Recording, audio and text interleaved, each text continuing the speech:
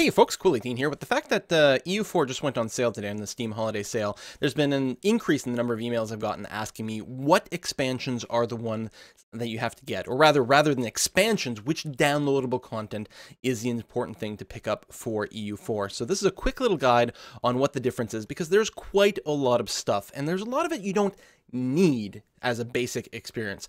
I will say right off the bat, the vanilla edition of EU4 is fantastic. Unlike many other strategy games, it is not critical that you pick up any of the expansions or DLC to get a really overwhelmingly good experience. And the reason for that is every time there is an expansion for EU4 that comes out, most of the really good important stuff that is associated to that expansion is actually rolled into a free patch. Therefore, your copy of EU4 will be updated with a lot of the really good stuff. So let's talk about what the actual downloadable content is, thanks to the EU4 wiki over here. Let me embiggen this a little bit to make it a little bit more visible. So there are a few categories of stuff: expansions, flavor packs, music, cosmetic packs, and a tool and utility, as opposed to plural over there. So there are 4 actual expansions, and these are the ones that will unlock some extra feature of gameplay that you don't have access to if you don't have the expansion. Now, each one of them tend to be relatively specific. For example, if we scroll down to the bottom here and look at Res Publica, the big thing it adds is a sort of a faction and government system for republics primarily. Republics in general, and especially with the Dutch Republic, there's a whole other thing going on there. So if you plan on playing a merchant republic like the Hansa, for example, or Venice, or you want to play as the Netherlands and play as a Dutch republic, for example, then Res Publica adds some interesting stuff for you. But if you're not going to play as a republic, you don't necessarily need this. The other example of this would be Conquest of Paradise over here, where the big thing it adds is the ability to randomize the new world, which honestly I don't think is all that great, and you can definitely live without. And then the other 2 options are the ability to play as a colonial nation or as American natives. Playing as American natives is actually a cool and unique experience. Now, if you're not about to play as an American native, it's not a big deal, and certainly this is sort of an oddball kind of gameplay mechanic. The standard thing to do is to play as a more significant European or Asian power, for example. Playing as a native is a very different and in certain ways limiting experience, but it's kind of interesting once you've played the game 2 or 3 times, most likely, so you don't need to rush out and get Conquest of Paradise.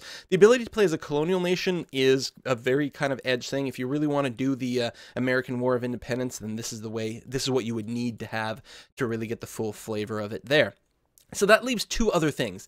Wealth of Nations, which is one of those things that is a good expansion basically regardless of who you're going to play. The big thing it adds is a lot of the East Asia company, or rather East India companies, for example, which is to say the ability to make certain trade companies in Africa and Asia, for example. And a lot of nations that you will play anywhere in the world will have this sort of ability to do that, and it might be a nice addition. Privateers are nice. Being able to move your trade capital is nice. More trading on inland trade nodes is quite nice. And actually, these covert diplomatic actions are pretty good. You don't need it for your first game through, because these are sort of more advanced techniques, but it is a very good set of tools to have, basically regardless of who you want to play. And then finally, there's Art of War, the very latest of all the expansions. And the big thing that it does, that the expansion itself focuses on, is the focus on the sort of 30 Years' War and Napoleonic era, that sort of mid-game of Europe. It adds a lot more sort of flavor events and a few little tweaks with religion and this and that to try to shake things up a little bit more over there. Again, not required, but if you are going to play in Europe, it actually adds quite a bit of extra flavor with the religious stuff.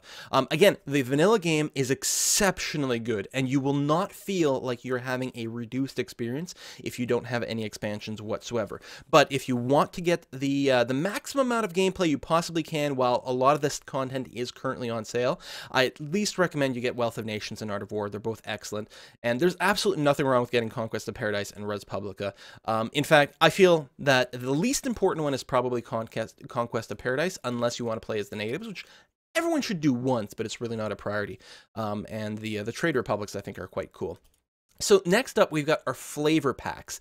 Now, these don't actually add any more gameplay, but what they do add are a few more events, and they are more or less important depending on exactly what you're trying to play. Now, they tend to be very faction specific. American Dream tends to revolve purely around the United States of America and the battle for independence, for example. The Purple Phoenix is a thing that you would use as Byzantium. If you want to try playing as Byzantium, which is a pretty major challenge, and reform the the ancient Roman Empire, then you will need the Purple Phoenix if you want to do that. And if you want to play as a Muslim nation, then you probably want the Star and Crescent just to get some additional events there.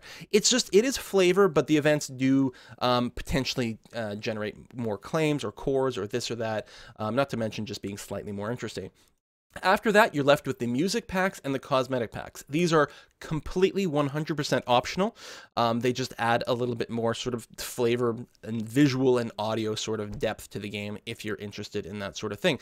It's worth noting that a lot of the music is contextual. For example, Conquest of Constantinople is centered around playing as Byzantium or the Ottomans. The Songs of the New World is if you're playing as a Native American tribe, for example. Guns, Drums, and Steel is actually a very cool set of metal covers of a lot of the standard tunes, but while they're cool, they do stand out as being a little bit odd, and I probably wouldn't recommend this as one of the early packs that you pick up, because honestly, you probably don't want to have these oddball songs in there to start off with. You want the classic tunes. Then if you want to mix things up with something weird, throw in some metal music, there you go. And this Songs of Yuletide is free. And yeah, it's fine. And it only plays during December. It's a little weird, but it's fine. After that, you've got these visual cosmetic packs. They're just more unit models. They change nothing about gameplay. It's just if you really want to play as, I don't know, the Polish type people, Lithuania, Poland, and Russia. Okay, you can get, because Winged Hussars is just Polish, right? Isn't it? I'm not sure, maybe I'm wrong, but it adds more cavalry models to these three nations. So, it adds extra flavor if you want for the game, and they're neat, and they're a great way to support the game developer, but, this doesn't add any actual gameplay. Finally, we've got the one tool and utility, which is the CK2 to EU4 converter. This is if you have Crusader Kings 2, and you want to be able to take the map you already have in Crusader Kings 2 and convert it to an EU4 game, then you will need this. Absolutely not something that's required as a new player, and frankly, not something that's required overall, but it is kind of a neat kind of thing if you have both games and you ever want to continue your campaign that way. So there you have it. The only things that really change the gameplay are the expansions and the flavor packs, and the flavor packs are very limited to a few nations if you are going to play those nations. The expansions, I do recommend Wealth of Nations and Art of War, and then Conquest in Paradise and Res Publica is a lot more dependent on exactly who you want to play. Of course, if you do intend to play a whole lot of EU4, then wouldn't hurt to pick up as much expansion as possible or content as possible while it's on sale. And I think I own pretty much everything, including all the cosmetic stuff, just because I'm a huge fan of the game. And I play it a lot, so it helps to have a little bit more eye candy for myself. But there you have it. I hope you find this useful. See you next time, folks. Bye-bye.